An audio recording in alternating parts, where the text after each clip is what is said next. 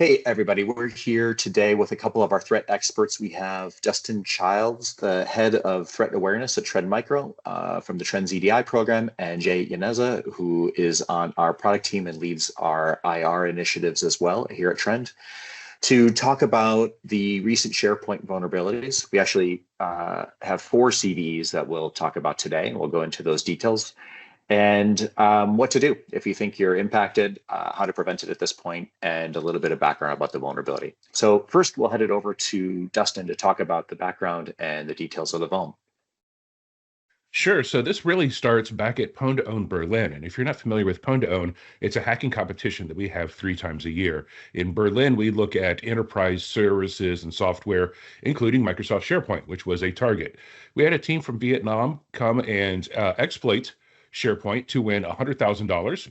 And what they did is they combined an authentication bypass bug with a code execution bug to take over the system. Now, at Pwn to Own, we gave the information to Microsoft so that they could start working on a patch. And that patch came out a couple of weeks ago on July 8th. Now, at the very same time, we started to see exploits in the wild that were taking advantage of these two CVEs, the authentication bypass and the code execution bug. So Microsoft was scrambling and they actually released two new CVEs because the previous CVEs were too narrow and didn't actually fully address the underlying security issues. They just kind of broke what was given to them. But the two new CVEs so far have held up and look like they are fully addressing the issue. But those were issued this past Saturday on the 19th of July, and it's now recommended that you update your SharePoint servers to include these two CVEs. So that's what we're looking at, the two original CVEs and then the two CVEs to address the bypass of the previous ones. Yeah, thanks, Dustin. Thanks for the background there as well. And I know we also, as part of that, had produced some controls to mitigate this, at least with Trend products back to mitigate this back in May. On that note, let me hand it over to Jay to talk about what actions you might need to take, how you're affected, how to respond, and what Trend customers can do to deal with this vulnerability. So over to you, Jay. Yeah, thanks, Russ. So I did cobble a few slides here for everyone. So I'm going to discuss this from the tone of like if you're using Trend Micro Vision One for your security operations. However, a lot of what I'm going to say in the next few slides can be adapted to whatever technology stack that they're using. Just that to make sure that we're actually just using one console, one way of doing detection and response. I'm just going to use Vision One, but again, you can do this if you're using whatever EDR, host-based IPS or IDS. So this is a combination of multiple customers that we've helped under Trend Managed Services with Vision One for the CVE-53770 and 53771. So first off, so just to level set, our agenda today is that we're going to learn how to detect if there's maybe a suspicious event that you suspect to be a compromise, like signs of compromise. If you are, or you believe that you are, then you know what to do if you're already compromised, and then some recommendations from our previous engagements over the past few days, busy days, to protect your servers. And we're going to do that through the analysis of some of those customers that we've helped, and then go through some risk mitigation, maybe some risk assessment aspects that would have helped just to get ahead of this event. So let's step through it. So I think the first one that I'd like to cover is that what if you did have some schedules for your patch mitigation, or whatever, when these global threat activities did start, you were still vulnerable, but fortunately, you're not one of those impacted servers where you were actively being exploited. So what did that look like in Vision One? So SOC analyst, we love our dashboards, and this is an example of the SOC analyst dashboard in Vision One. Now, this is all pre-configured, for you. When you go into dashboards and set this up, that comes in a template. Granted, not a lot of the SOC analysts today does have mitigation of CVEs under their umbrella for their scope. Some of them would actually be working on like alerts to Vision One. We call them Workbench Insights or Workbench Alerts. But the dashboard that we're using here for version 1 for the SOC analyst actually does have these vulnerabilities in view. So just in case you actually have this under your procedures, then it's actually very good for you to use this dashboard because you can actually view the time-critical CVEs here. So this is a notification that actually came out on Trend Micro's version 1, and you could see on this screen that we have the affected devices, the exploit attempts, and the potential affected attempts to kind of exploit the CVE. So if you click on that link, and yeah, granted, there may be other CVEs here that you may want to address, but this is the most time critical that you want to click on. Click on that link. It's actually going to bring you up to that screen that has the full information that about this vulnerability, including the preventions, the references, and the affected devices. Now, in this screen, you could see vulnerable devices, but there are no exploit attempts, right? So you see two devices over here, but there are no outstanding events. So it's okay, right? On this screen, you're probably doing fine, but just time will tell. A lot of these activities did start observed around mid of this month. They were picking up towards end of last week, and then we know that we're approaching the weekend. You may not be watching your servers, so you're not actually out of the woods yet. You may be one of those environments that may be picked off while you're sleeping, so you may want to patch immediately. So you want to get ahead of that. So one of the things that we would actually recommend if you're in this state, or maybe post-exploitation, maybe further down the slide, is to take an inventory of what you actually have. And in Vision 1, you can use the attack surface discovery, go through the applications, look at your local applications, and then look for SharePoint, right? So we know the impacted versions, and this is quite expected to see like multiple servers in the environment, because maybe you have that one, but you'd often have a farm of SharePoint servers in your environment. Some of them would be external facing. Some of them would be a little bit more for your internal audience, locally used by your corporate environment. Now, again, it's quite natural to have like external, internal, or maybe active passive implementation. And we know that it's actually best to have a baseline of versions. Maybe you don't have a baseline of versions. You can see in this environment, there's a mix of 2013, 2016, 2019. Still, though, you may want to take that inventory and actually take proactive steps to mitigate that, or even to raise the version or the upgrade and patch your servers. So again, take a quick inventory of what you have, because maybe you're not impacted. But you know what? Just to be honest, for the IT admins out there, this is actually a great way to kind of use this time to kind of patch your servers, because maybe you're waiting on like a change request approval, and now it's a good time to actually chain those requests so that you can actually proactively patch some of those missing patches if you may, right? So it's actually a great time to just chain a lot of those mitigations for your servers. So the other thing you also want to check, if you're using an IPS, so in this screen, you're actually looking at tipping point, and you have these filter rule IDs. You could see on the left-hand side the mitigation of, it's like 45906. You have here a list of filter rule IDs that you can actually enable. So in this environment that we've encountered, they did have 2 devices scoped out of 381. And there was like 1 exploit attempt, but they did have this mitigation. Looks like the threat actor didn't try again because they were getting blocked. And that's because they actually accepted the default recommendations from Trend. So if you're a Trend Micro customer using Vision 1 with tipping point, you don't see the green check marks over here. You may want to click enable now and start blocking these things already. So make sure to block them. And be proactive, right? Blocking the network, especially if you're waiting for the change approval request to come down, or you're waiting for your server team to kind of patch the servers because you've actually invoked that from the SOC side. So all good, so far so good. We're going to move into you are vulnerable and you have visible evidence of exploit attempts. So let's step through this a bit. I have a couple of you examples. So again, as a SOC analyst, you're in your dashboard, and what if you're actually looking at the screen? You have 8 affected devices. sorry, 8 affected devices by CVE with exploit attempts of 2 and about 23 visible attempts to do the exploits on your 2 affected devices.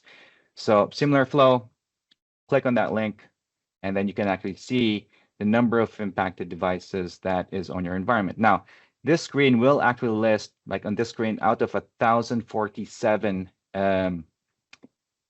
assessed devices, it will show you. The number of devices that are actually vulnerable for this CVE, but it's also going to filter the one that Trend recommends investigation. So there's 2 screens here. Like if you're a Trend customer, you just want to use these 2 areas of the screen. First off, you want to look at the investigation recommended for the host. And second, you want to look at the exploit attempts. So you do need to kind of identify the scope of what you're looking at, just to do your initial triage, because you don't want to investigate things and you want to save time during the investigation. So as a SOC analyst, we don't have time. Right? So if you click on investigation recommended, it will actually filter those hosts that you do need to do a deep dive. Focus on that first. So there's like 11 and 12 in this screen, which is a combination of like 23 unique exploit attempts. Of course, in the detail, you're going to actually see a lot more entries on how many attempts that actually had occurred, like unique attempts. So if you click on that 23 icon on the right-hand side, it will actually bring you to a deep dive of the logs itself. So here it did say like 23, but this screen actually shows a lot more events because they're actually reoccurring. But the uniqueness of this event says it's 23, right? So in detail, you could see for this screen in this environment, the deep packet inspection was enabled on the server side, right? And so the host-based IPS is actually reacting to this exploit attempt. So it's really good for this environment. So you could see that it's okay. However, you look at the activity applied by the Trend Micro product, in this case, our server protection module. The rule is applied, but the events are reoccurring, so it's okay, right? You're seeing it. You have the rule applied. You may want to adjust the setting to kind of do the blocking mode already. Because if you see on the timestamps, they're just seconds away. So this is highly automated, and they're not going to stop, right? So if you haven't planned your patch yet, just make sure to do the blocking mode for the said rule. Now, moving on to like a host base. So remember, we actually had 2 hosts that we do need to kind of investigate. So what does that look like? So on this screen, we're looking at a single server and the attempts to upload the web shell through the HTTP post. You actually see that written onto the file system, the SP installed 0.aspx, then the potential spawning of the command line for the PowerShell. So in this screen, you can see that this is an active exploit attempt, but should you be concerned, right? That is a very great question, because if you're looking at this screen, you may want to dive a little bit deeper, because on the left-hand side, it actually shows you the activities being performed in combination of the blocking mode and the EDR sent by the Trend Micro product. And then you can actually see multiple events that you'd actually want to go through. So this is an overall view of what it looks like. I'm going to go to the timeline, aside from the graph, and you can see the sequence, right? So you can see that on this screen, we actually have the IS process spawning a suspicious PowerShell command, but you can see that the detection of the web shell, they're actually being blocked. Right, so really cool. So this is a combination of a single agent where you actually have combination of and benefits of using an EDR and a very good EPP component, because in this case there are active attempts. You haven't patched. There are active attempts, but the attempts to write the web shell is actually being blocked and mitigated. It's great. If you move past this and go say, you know what, I want to do a deeper investigation, said host can actually blow this up, and you could see the execution profile that actually shows you exactly what's happening. So you could see this sequence of events where The W3WP process is actually launching PowerShell, obviously through cmd.exe, and then it's actually writing that file, and it's being quarantined by the server protections on the environment. So again, if you're a defender and you're looking at similar events either through your SIEM, you're launching into your EDR console, launching to your EPP console, and then trying to aggregate things together, just make sure that you actually assess it, like, is your EPP stuff actually active, right? Are you configured to be good? Now, if you don't see any activity on the on your EPP, right? If you're not using Trend, make sure you're actually blocking web shells. Maybe it's a tweak, it's a setting, or maybe you have to work with your vendor, whatever. And you can actually just make sure that the web shells are actually being blocked, or maybe the processes are actually being blocked by your EPP. But in this case, I'm showing you an example of one console when the customer actually did have our server protections for Trend enabled, and you can see this actually working beautifully. So here's another example. Let's say there are you have multiple hosts exposed to the internet, and they're being compromised one after the other. You're going to see this aggregated view of multiple hosts, which is great. So in this case, you have a single view, and you can actually try to determine what you need to do for this investigation. So the good thing about mitigating this, which I'm going to cover in a bit for the mitigation part, there's only one way to go about it, really. So, but from an impact scope, you can actually see all 4 hosts in one view, right? Just quickly assessing your scope. We do have another customer. So each environment is unique depending on your needs, right? So you may have a different strategy for your messaging, for your endpoints, for your network. In this case, we had a customer that actually has a combination of the Trend Micro network sensors, as well as the endpoint solution, right? So here's a different view, and you can actually we can actually show you some of the things here about the threat as they actually move within, as they actually attempt to exploit the said CVE. So we could clearly see the initial access affecting 2 servers, right? To expose servers out to the internet. And then you could see some on the left-hand side, the network activity that's being aggregated into one view, right? So if you're a TrendMicro customer and you have this implementation, it's probably what you're seeing. So I'm just going to walk you through like how to use the screen efficiently. So there is an icon where you can actually click on the in-depth investigation on that previous screen, which will bring you to the network analytics report. So in this screen, it's actually coming from one single attacking IP. Okay, that's great. At least for now, you have identified one of your IOCs that's attacking your environment. Now, granted, these IPs are, they get rotated, they get used every now and then. Just don't take a single IP as gospel. It will change as we progress throughout this week, and the threat actors actually change where they launch their attacks. But in this case, you can click play. It's going to show you a diagram of which one was actually attempted first. In this case, it was 2 hosts. But I want to just look at the screen for a bit, because you can see the transactions, and then you can see some characteristics of your deployment that maybe you want to tighten up. So here you could see that the activities are in HTTP. A bit strange today, right? Most of internet traffic today are actually in HTTPS. So if you're still accepting HTTP, probably not a good state today. You may want to tighten that up as you're actually working on like having the approval for the patches. Just kind of remember, like when you're looking at this, let's make it a little bit harder for threat actors to execute their payload. So this is what it looks like for the network analytics. I'm going to skip over the execution profile because we've actually seen an example of that. But if you have any of the Trend Micro solutions deployed that on your Vision 1, you could probably see this, which would augment the entire view of how the attack unfolded in your environment. So another thing that I would probably mention because there are several different screens here, right?